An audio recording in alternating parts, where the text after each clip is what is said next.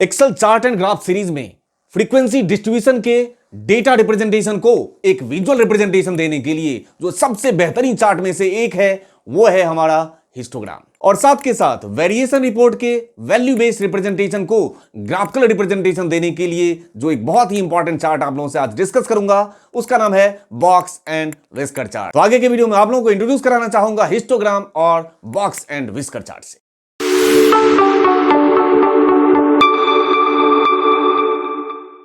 Histogram chart का example आप लोगों के सामने रखने से पहले एक इंपॉर्टेंट बात आप लोगों से जानना चाह रहा हूं। कहीं ऐसा तो नहीं आपके मन में चल रहा है कि मैं जैसे जैसे चार्ट में आगे जाता जा रहा हूं, जैसे मैंने कॉलम चार्ट बताया, बार, पाई, ये जितने भी चार्ट बताते जा रहा हूं ये खत्म होता जा रहा है, उसकी शुरुआत भी नहीं कर रहा हूं। अभी मैंने पहले वीडियो में आप लोगों को बताया था कि मैं हर एक चार्ट को लेके आऊंगा, उसके एलिमेंट डिस्कस करता जाऊंगा, जिससे आप उस चार्ट से अवेयर हो कि ये चार्ट काम क्या करता है। असली जो काम है उसके लिए तो इस चार्ट एंड ग्राफ सीरीज के ना जाने कितने वीडियो जाएंगे सर। तो आप लोगों से पहले ये बता देना चाहता हूं कि ये चार्ट एंड ग्राफ का हर एक चार्ट को मैं आप लोगों के सामने सिर्फ रख रहा हूं कि ये चार्ट हम सीखने जा रहे हैं। अभी सिर्फ आप लोगों को हर एक चार्ट से दर्शन करा रहा हूं। इसका सीरीज जैसे जैसे आप इस चार्ट में आगे जाते जाएंगे आपको बहुत मजा आने वाला है इस चार्ट एंड ग्राफ सीरीज में। तो सबसे पहला एग्जाम्पल फिर से अगेन एक नए चार्ट से स्वागत आप लोगों का, जिसका नाम है हिस्टोग्राम।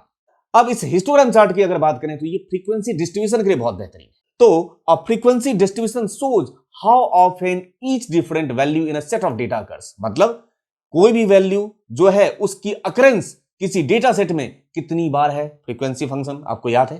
तो मैं ये बताना चाह रहा हूं कि जो हिस्टोग्राम चार्ट है, this histogram chart is the most commonly used graph to show frequency distribution. मतलब मेरे पास ये डेटा सेट है जिसमें डेट, वेबसाइट, प्रोडक्ट टाइप और रेवेन्यू रखा हुआ है। अब मैं चाहता हूं ये जो रेवेन्यू है इस रेवेन्यू का फ्रीक्वेंसी निकालना चाहता हूं, जिसमें मैंने रेवेन्यू का अपर लिमिट यहां पे लिख रखा है। अब अगर मुझे इस रेवेन्यू का फ्रीक्वेंसी निकालना है, ये जो रेवेन्यू का अपर लिमिट दिया हुआ है इसके बेस पे, तो मैं इस एरिया को पहले सेलेक्ट कर लूंगा और यहां पे पास कर दूंगा फ्रीक्वेंसी। ये रहा मेरे पास डेटा एरे, और बीन्स एरे हमेशा अपर लिमिट ही पास होता है, ये मुझे शायद आपको बताने की जरूरत बिल्कुल नहीं। साथ के साथ ये ब्रैकेट को बंद करने के बाद कंट्रोल शिफ्ट एंटर प्रेस करना भी आप लोग नहीं भूलेंगे, इस बात की मैं उम्मीद करता हूं। ये आ गया आपके सामने। इसका टोटल भी मैं निकाल देना चाहता हूं, इस तरीके से टोटल निकले। तो ये मैंने आपको फ्रीक्वेंसी मतलब अकरेंस, किसका अकरेंस निकाल के दिखाया है, किसका काउंट करके दिखाया है, मैंने आपको काउंट करके दिखाया है count of transactions between upper and lower revenue limits. अभी जो ये आपको वैल्यू बेस्ड रिप्रेजेंटेशन दिख रहा है ये बहुत अच्छा है अपने आप में, लेकिन इसी का अगर ग्राफिकल रिप्रेजेंटेशन हो जाए तो अब मैं आपको इसी डेटा के बेस पे एक बार हिस्टोग्राम चार्ट क्रिएट करके दिखाता हूं। तो हिस्टोग्राम चार्ट क्रिएट करने के लिए अब आपको क्या करना होगा कि यहां पे इंसर्ट टैब में जाना होगा, और इंसर्ट में पहले एक बात बता दूं कि हर एक वर्जन टू वर्जन वेरी करेगा। ये जो ओल्डर वर्जन है उसमें यहां पे ऑप्शन नहीं होता है हिस्टोग्राम चार्ट का, क्योंकि ये लेटेस्ट वर्जन है। तो आपको यहीं पे अगर मैं देखूं तो यहां पे इस पे चला जाऊं, मैं चार्ट के कंप्लीट चार्ट पे चला जाऊं तो यहां पे आपको दिख जाएगा। मैं ऑल चार्ट वाले पे आ जाऊं तो यहां पे आपको हिस्टोग्राम दिख रहा होगा, लेकिन हो सकता है आपके वर्जन में अगर पुराना वर्जन होगा तो उसमें हिस्टोग्राम यहां नहीं दिखेगा। बहुत सारे ऐसे चार्ट होते हैं जो नहीं दिखेगा। इसमें कई सारे लेटेस्ट चार्ट आपको दिख रहे होंगे, लेकिन ये सारे के सारे चार्ट आपके पास अवेलेबल हो ऐसा जरूरी नहीं है। कई सारे चार्ट आपको जो सामने अभी दिख रहे हैं ये लेटेस्ट वर्जन के चार्ट हैं, आपको ये ओल्डर वर्जन में नहीं दिखेंगे। पहले काम करते हैं, पहले यहां से तो क्रिएट कर देते हैं, लेकिन ये वो चार्ट नहीं दिखेगा जो मैं उम्मीद कर रहा हूं। ये हिस्टोग्राम में पूरा डेटा का फ्लो नहीं दिख पाया मुझे, देख रहे हैं ना वैल्यू का जिस तरीके से फ्लो है, वो चार्ट कैसे होगा मैं दिखा देना चाहता हूं चार्ट। और वो चार्ट मैंने कैसे क्रिएट किया है वो भी आपको थोड़ा सा भी झलक दूंगा, क्योंकि अभी मैं अगर एनालिसिस टूल पैक पे चला जाऊंगा तो ये चार्ट हमारा यहीं छूट जाएगा।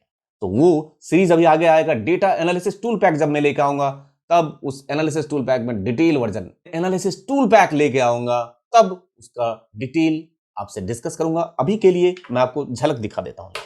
यहां पे अभी जो चार्ट क्रिएट किया था हिस्टोग्राम, वो तो मेरे पास यही ऑप्शन था, लेकिन आपको एक चार्ट और दिखा। अब आप देखिए इस चार्ट को, ये उसी डेटा के बेस पे हिस्टोग्राम चार्ट क्रिएट किया गया है, लेकिन ये जिस तरीके से अभी मैंने चार्ट क्रिएट किया था ना हिस्टोग्राम, वैसा नहीं दिख रहा है ना। देखिए एक एक वैल्यू आपको साफ साफ दिख रहा है, और कितना बढ़िया फ्रीक्वेंसी का फ्लो है। जैसा आपका डेटा है वैसे इस फ्रीक्वेंसी का फ्लो आपको दिख रहा है। तो ये जो चार्ट क्रिएट किया है ये इंसर्ट में जाके हमने क्रिएट नहीं किया है, ये डेटा एनालिसिस टूल पैक के थ्रू किया है, ये मैं अभी आपको नहीं बताने वाला हूं। डेटा एनालिसिस टूल पैक के जरिए डेटा एनालाइज करना अभी मैंने इंट्रोड्यूस नहीं किया आप लोगों के सामने, इसलिए इसको यहीं होल्ड रखते हैं। अगर आप लोग चाहें तो उस डेटा एनालिसिस टूल पैक को खुद से हिट एंड ट्राई कर सकते हैं, नहीं तो मेरे भरोसे रह लीजिए, कुछ दिनों की बात रह गई है, मैं complete data analysis tool pack का कंप्लीट ट्यूटोरियल लेके आप लोगों के सामने हाजिर होऊंगा। ठीक, तो यहां पे देखिए ये निकाल दिया इसने, क्या रिप्रेजेंटेशन है डेटा का, count transactions between upper and lower revenue limit. अब आप लोगों के सामने एक और सवाल रख रहा हूं, काउंट करना है, काउंट ही करना है, ट्रांजैक्शन ही काउंट करना है between upper and lower time limit, वहां पे था रेवेन्यू लिमिट। तो अगर इस तरीके से टाइम की फ्रीक्वेंसी काउंट करना है तो एक तो मैंने मैनुअल अप्रोच आपको दिखा दिया, अभी फ्रीक्वेंसी इस तरीके से भी काउंट कर सकते हो, डेट के ऊपर टाइम के ऊपर कैसे भी, और एक अब हम लोग चलते हैं दूसरा ऑटोमेटिक अप्रोच, और ऑटोमेटिक अप्रोच की बात करेंगे तो पिवट टेबल की याद आएगी, पिवट टेबल के थ्रू करके देखते हैं। ये रहा मेरे पास डेटा सेट और ऑल्ट एंड वी, ठीक है, एग्जिस्टिंग सीट पे चलते हैं और यहीं पे ले लेते हैं कहीं जहां पे आपको कंफर्टेबल लगे, तो मैं यहीं रख रहा हूं और यहां पे हम लोग निकालने जा रहे हैं count transactions between upper and lower time limit. Date and time है, इसको उठा के हमने रख दिया रो के अंदर, तो ये आपको इस तरीके से दिखेगा।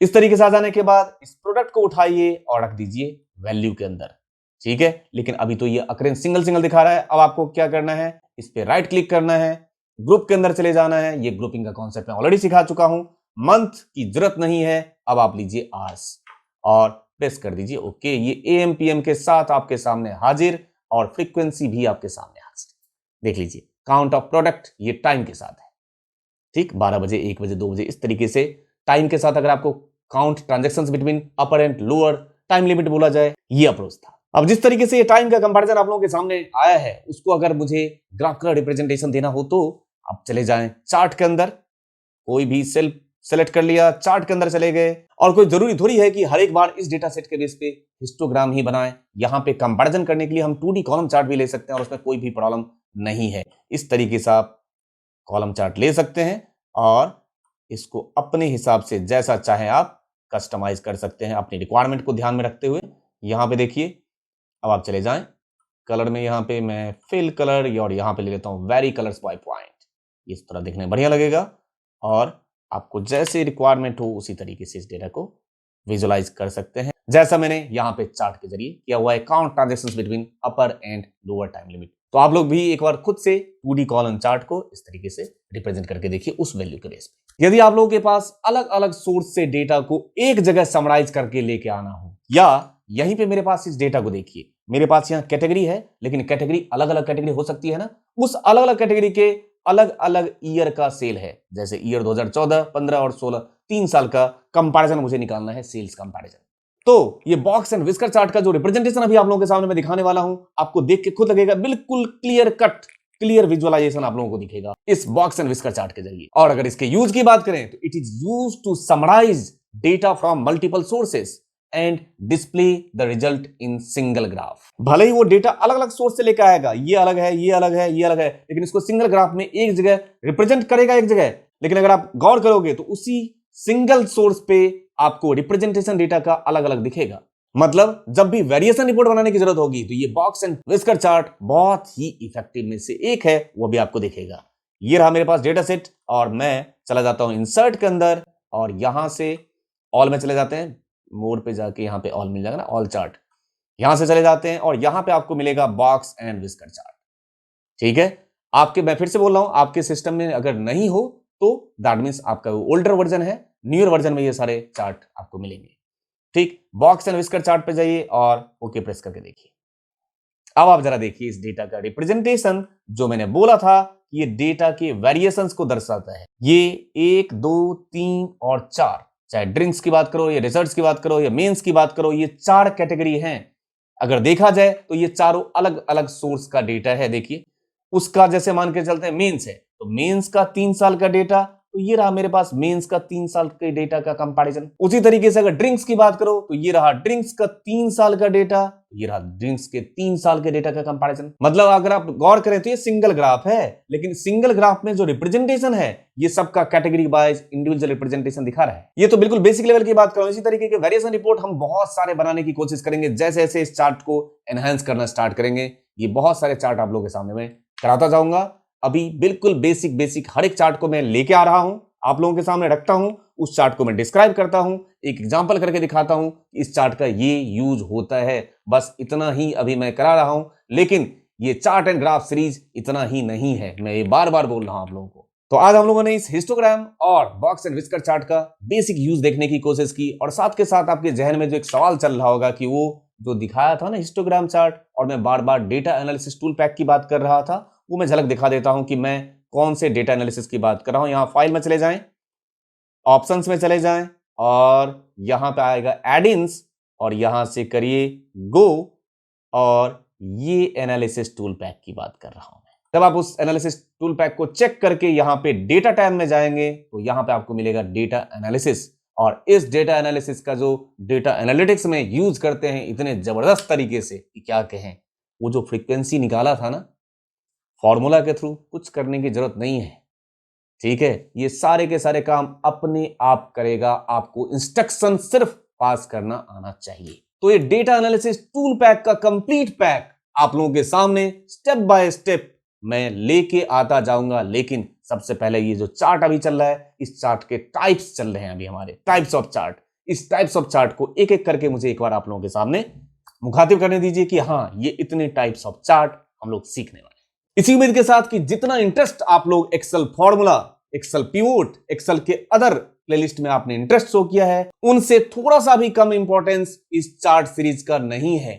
अभी आपको थोड़ा सा अजीब सा लग रहा होगा, यार चार्ट ये तो बड़ा टफ लग रहा है, ऐसा कुछ नहीं है। बहुत इंटरेस्टिंग टॉपिक में से एक है, और डैशबोर्ड का मतलब ही चार्ट साहब, है ना। जितना बेहतरीन चार्ट पे पकड़ होगी, उतनी पकड़ स्ट्रांग वाली आपकी डैशबोर्ड पे होगी। जॉब पाने के लिए मार्केट की रिक्वायरमेंट और आपके स्किल्स को मैप करने की कोशिश मेरी हमेशा रहती है और हमेशा ही रहेगी। इसी उम्मीद के साथ अब आप लोगों से मिलता हूं बहुत जल्द किसी नए वीडियो में, किसी नए और बेहतरीन कंटेंट के साथ, सिर्फ और सिर्फ आप लोगों की खातिर। Thank you very much.